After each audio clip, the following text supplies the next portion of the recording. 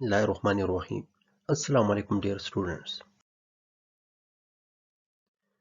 KPSC lecture and SS pass paper series से related 10 videos already हमने upload की है और मज़ीद भी कुछ वीडियोस अपलोड की है जिनका लिंक आप लोगों को डिस्क्रिप्शन में मिल जाएगा। तो अब हम वही पास पेपर सेम सीक्वेंस के साथ डिस्कस करने वाले हैं कि वो कौन से एमसीक्यूज थे। उन एमसीक्यूज के बारे में जानने के लिए मेरे साथ जुड़े रहिए। मैं हूं डॉक्टर हसीन अहमद और आप लोग देख रहे हैं chemistry with doctor Yusuf YouTube channel. Question 51, which of the following is homogeneous. पूछ रहे हैं कि इन चार ऑप्शन में आप लोगों के पास होमोजीनियस कौन सा है। तो अगर हम फर्स्ट ऑप्शन की बात कर ले और थर्ड ऑप्शन की बात कर ले, ये दोनों आपके पास क्या है, हेट्रोजीनियस। सोल्यूशन क्या होता है, होमोजीनियस। होमोजीनियस सोल्यूशन होता है आपके पास। तो आप लोगों ने ऑप्शन बी को सेलेक्ट करना है। In which of the following Tyndall effect is not observe. इस क्वेश्चन को सॉल्व करने के लिए सबसे पहले आप लोगों को ये आना चाहिए कि टिंडाल इफेक्ट होता क्या है। टिंडाल इफेक्ट एक्चुअली अगर आप लोग लाइट पास कर ले किसी भी मीडियम में से और उसमें सस्पेंडेड पार्टिकल मौजूद हो तो लाइट उन सस्पेंडेड पार्टिकल के साथ कोलाइड करके टकरा के अपना रास्ता चेंज कर लेता है। इस फिनोमेना को क्या कहते हैं, टिंडाल इफेक्ट। तो यहाँ पे मीडियम कौन सा है आपके पास, सोल्यूशन। क्योंकि यहाँ पे चार जो ऑप्शंस दिए हुए हैं ये सोल्यूशन के ऑप्शंस दिए हुए हैं, तो यहाँ पे हम मीडियम को क्या लेंगे, सोल्यूशन लेंगे। तो अगर सोल्यूशन में पार्टिकल्स मौजूद हो तो लाइट उन पार्टिकल्स के साथ टकरा के वो अपना रास्ता चेंज कर लेता है, जिसकी वजह से आपके पास टिंडाल इफेक्ट ऑब्जर्व होता है। तो ये पार्टिकल्स कब मौजूद होते हैं, ये पार्टिकल्स आपके पास मौजूद होते हैं हेट्रोजीनियस सॉल्यूशन में। तो अगर हेट्रोजीनियस सॉल्यूशंस का ऑप्शन यहाँ पे दिया हुआ है तो उसमें टिंडाल इफेक्ट ऑब्जर्व होगा, और अगर होमोजीनियस सॉल्यूशंस दिया हुआ है तो उसमें टिंडाल इफेक्ट ऑब्जर्व नहीं होगा। तो आप लोगों ने इन ऑप्शन में से होमोजीनियस सॉल्यूशन को ढूंढना है। तो अगर हम पहले दो ऑप्शंस की बात कर ले तो इसको हम ऑलरेडी डिस्कस कर चुके हैं कि ये आपके पास हेट्रोजीनियस होता है। इसी तरह चौथा ऑप्शन भी आपके पास हेट्रोजीनियस होता है। तो ये तीन ऑप्शन इनकरेक्ट हो गए।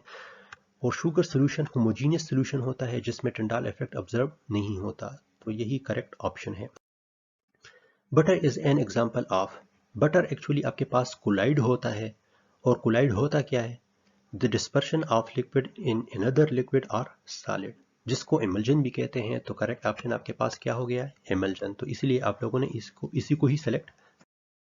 ये क्वेश्चन पास्ट पेपर का हिस्सा नहीं था लेकिन ये उससे मैच कर रहा है तो इसलिए मैंने यहाँ पे इनको पुट किया है। Butter is an example of which type of collide.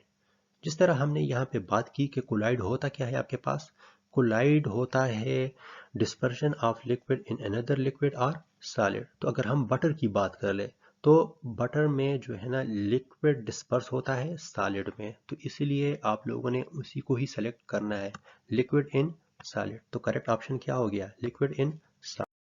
Next question है, colloidal silver is obtained by reduction of silver nitrate solution. तो यहाँ पे क्वेश्चन में क्या पूछ रहे हैं कि कोलाइडल सिल्वर हम ऑब्टेन करते हैं by the reduction of silver nitrate. तो इस रिडक्शन के लिए रिड्यूसिंग एजेंट यूज करते हैं। वो रिड्यूसिंग एजेंट आप लोगों ने यहाँ पे ढूंढना है कि वो रिड्यूसिंग एजेंट कौन सा है। तो यहाँ पे अगर हम इन चार ऑप्शंस की बात कर ले तो इन चार ऑप्शंस में से आप लोगों ने वही ऑप्शंस सेलेक्ट करना है जिसमें फ्रीली एल्डिहाइड ग्रुप मौजूद हो। तो यहाँ पे ग्लूकोज ही एक ऐसा ऑप्शन है जिसमें फ्रीली एल्डिहाइड ग्रुप आपके पास मौजूद होता है। बाकी ऑप्शंस को अगर आप देख ले तो इसमें फ्रीली एल्डिहाइड आपके पास नहीं होता, तो वो इनकरेक्ट हो गया। तो इसलिए हम ग्लूकोज को ही सेलेक्ट करेंगे। तो यहाँ पे अगर हम एक्सप्लेनेशन को देख ले, एक्सप्लेनेशन में क्या है, सिल्वर नाइट्रेट को जब हम रिएक्ट करते हैं ग्लूकोज के साथ in the presence of NaOH तो ये रिड्यूस हो जाता है और हम इसी तरह कोलाइडल सिल्वर को ऑब्टेन करते हैं। तो करेक्ट ऑप्शन आपका क्या हो गया, ग्लूकोज। नेक्स्ट क्वेश्चन है, which one of the following element has chemical properties most like those of sulphur. तो ये आप लोगों को याद होगा कि अगर सेम ग्रुप के साथ आपका एलिमेंट मौजूद हो तो उसकी प्रॉपर्टीज क्या होती है, मैच होती है। मतलब कि उसकी केमिकल प्रॉपर्टीज सेम होती है। फॉर एग्जांपल अगर हम फर्स्ट ग्रुप की बात कर ले तो फर्स्ट ग्रुप के जो सारे एलिमेंट्स हैं उनकी केमिकल प्रॉपर्टी सेम होगी। इसी तरह अगर सेकंड ग्रुप की बात कर ले तो इसमें जो एलिमेंट्स हैं उनकी केमिकल प्रॉपर्टीज क्या होगी, सेम होगी। तो यहाँ पे अगर हम देख ले सल्फर की, तो सल्फर किस ग्रुप से बिलोंग कर रहा है, सिक्स ग्रुप से बिलोंग कर रहा है।